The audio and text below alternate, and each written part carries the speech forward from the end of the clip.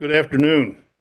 This being the real time and the virtual place for the hearing pertaining to the Standard Office of Service contract procurement bids for SOS service for the instant period in a competitive bid process conducted Monday, January 10th, 2022 in case numbers 9056 and 9064. We are on the record. Begin today by taking appearances of counsel. Do we have counsel for Baltimore Gas and Electric Company?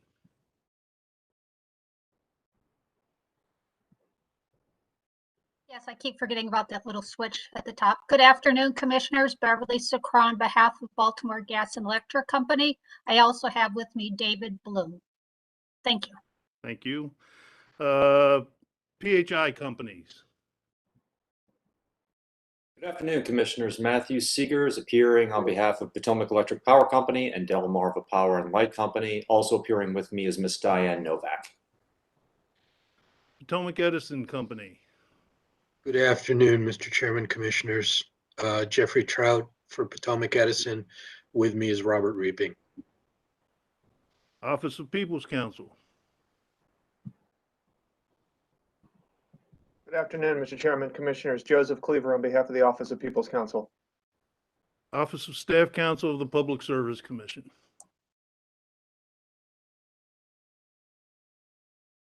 Mr. Spivak, you're on mute.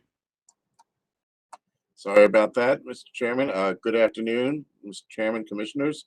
Lloyd Spivak for the Commission staff.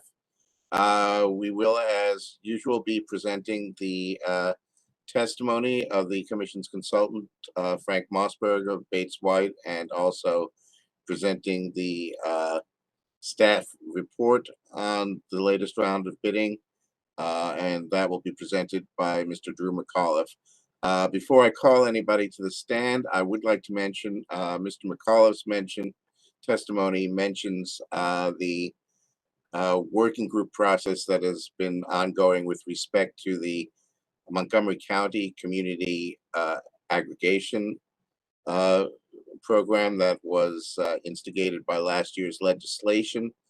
We will be convening a procurement improvement process early to address that issue with respect to some of the contracts that Potomac Edison will be bidding out in the April and June rounds of bidding this year. And that should be happening shortly so that we'll be able to file something on the comment date that the Commission requested comments for in its notice of last week. Okay, very good. Thank you. Are there any other parties wishing to be make an appearance today?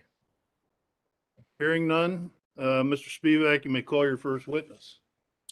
Thank you, Mr. Chairman. The Commission staff calls Frank Mossberg of Bates White, LLC, please. Mr. Mossberg, if you could please raise your right hand. Do you solemnly swear under the penalties of perjury that the statements made in this matter today are the truth, the whole truth, and nothing but the truth? I do. Thank you. The witness is sworn. Thank you. Good afternoon, Mr. Mossberg. Good afternoon, Mr. Sviak. Do you have in front of you a document captioned in Commission case numbers 9056 and 9064 and titled Direct Testimony of Frank Mossberg, Bates White, LLC, on behalf of the staff of the Public Service Commission of Maryland and dated with today's date? I do. Does the document consist of 8 pages of question and answer testimony and 1 exhibit? It does. Did you prepare this document or was it prepared under your direct supervision? Yes. Do you have any additions, deletions, or other corrections you would like to make at this time? I have 2 small corrections on page 2, line 7, and on page 3, line 15. I make reference to a 4th bid day. That should read a 2nd bid day. Thank you. And with those changes, do you adopt this testimony as part of your sworn testimony in this proceeding? I do. And if the questions were asked you now, as they are asked in this document, would your answers be the same?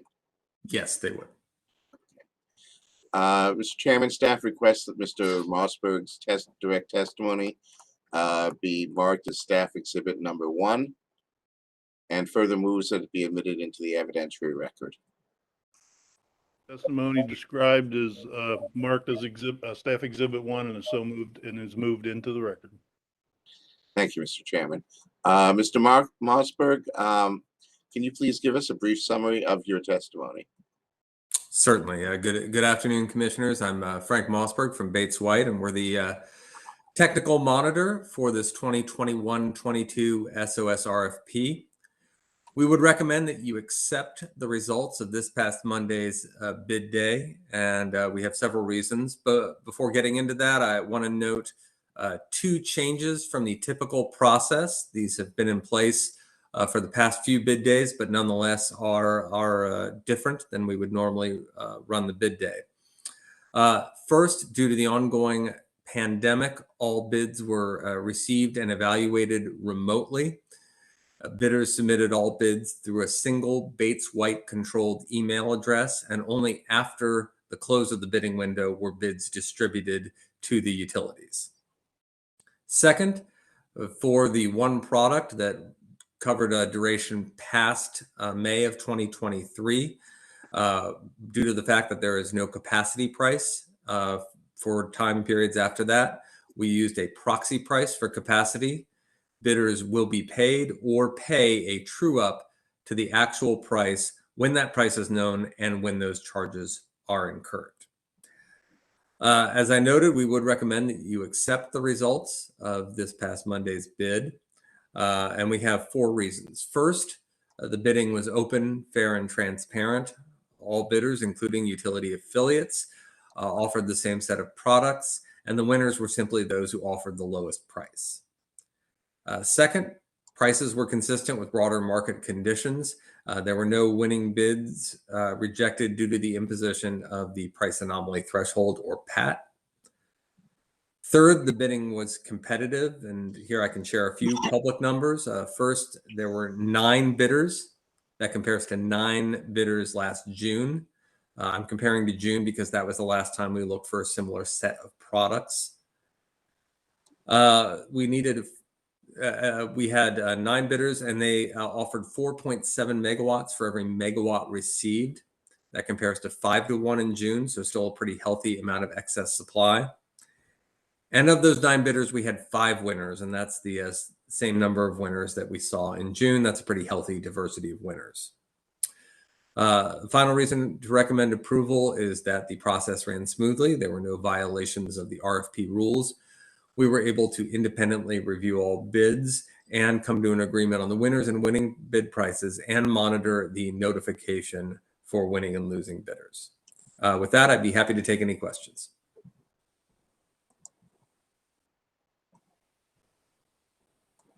Do my colleagues have any questions of the witness? Seeing none, your witness can be excused. Thank you, Mr. Chairman. The commission staff calls Drew McAuliffe. Mr. McAuliffe, if you could please raise your right hand. Do you solemnly swear under the penalties of perjury that the statements made in this matter today are the truth, the whole truth, and nothing but the truth? I do. Thank you. The witness is sworn. Thank you. Good afternoon, Mr. McAuliffe. Do you have in front of you a document captioned in Commission Cases 9056 and 9064 titled "The Commission Staff's Report on the Standard Offer Service Bidding Process and Results for 2022 to 2023 and dated with today's date"? I do. Does the document consist of 11 pages of information presented in both text and table form? Yes, it does. Did you prepare this document, or was it prepared under your direct supervision? I prepared the document. Do you have any additions, deletions, or other corrections that you would like to make at this time? I do not. And do you adopt this document as part of your sworn testimony in this proceeding? I do. Mr. Chairman, staff requests that the commission staff report be marked as staff exhibit number 2 and further moves that it be admitted into the evidentiary record. Mr. McCall's written testimony is marked as staff exhibit 2 and has been moved into the evidentiary record. Thank you. Mr. McCullough, can you give us a brief summary of the staff report, please? Sure. Good afternoon, Mr. Chairman and Commissioners. I'll provide a brief overview of staff's report of the estimated bill impacts of the standard offer service bidding conducted on January 10th, 2022. SOS bids were received for Potomac Edison Residential and Type 2 service for BGE, PE, PEPCO, and DPL. I'll begin with PE Residential. Please turn to page 2. The bill impact estimates compare average estimated bills from June 2021 to May 2022 to June 2022 to May 2023. The average total PE residential bill will increase 1.7%, which translates to approximately $23 per year. The SOS portion of the bill is increasing 2.9%. Next, I will review the Type 2 estimated average bill impacts. Please turn to page 3. This compares estimated bills from March 2021 through May 2021 to March 2022 through May 2022. Additionally, a comparison of the SOS rates from winter to spring is provided. Please turn to page 6 for PE. Average total bills for spring 2022 are increasing 24 to 30% from spring 2021. SOS rates are decreasing 40% from winter to spring. Please turn to page 7 for BGE. Average total electric bills for spring 2022 are increasing 30 to 33% relative to spring 2021. SOS rates are decreasing 36 to 37% from winter to spring. Please turn to page 8 for Delmarva. Average total bills for spring 2022 are increasing 17 to 25% from spring 2021. SOS rates are decreasing 37 to 38% from winter till spring. Finally, please turn to page 9 for PEPCO. Average total bills for spring 2022 are increasing 34 to 38% from spring 2021, and SOS rates are decreasing 37% from winter to spring. This concludes my summary. Thank you.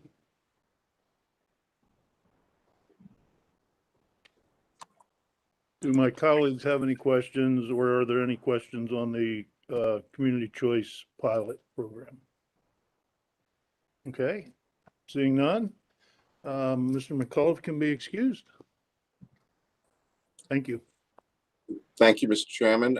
Staff has no further witnesses to present. Very good. Any other parties wishing to be heard on this matter? Hearing or seeing none, we will seek to issue an order expeditiously, and today's hearing is adjourned. We are off the